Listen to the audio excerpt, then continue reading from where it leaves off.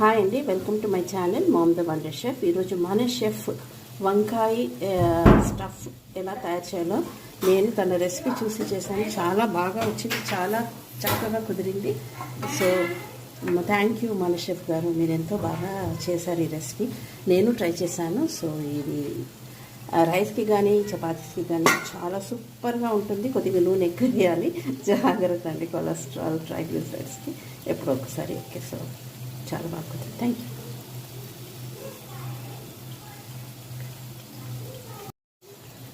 Hi అండి, welcome to my channel ma'am the wonder chef. ఈరోజు మన షెఫ్ వంకాయ స్టఫ్ ఎలా తయారు చేయాలో నేను తన రెసిపీ చూసి చేశాను. చాలా బాగా వచ్చింది, చాలా చక్కగా కుదిరింది. సో థ్యాంక్ యూ మన షెఫ్ గారు, మీరు ఎంతో బాగా చేశారు ఈ రెసిపీ. నేను ట్రై చేశాను. సో ఇది రైస్కి కానీ చపాతీస్కి కానీ చాలా సూపర్గా ఉంటుంది. కొద్దిగా నూనె ఎక్కువ వేయాలి, జాగ్రత్త అండి. కొలెస్ట్రాల్ ట్రైగ్లిసరైడ్స్కి ఎప్పుడో ఒకసారి. ఓకే, సో చాలా బాగుంటుంది. Thank you.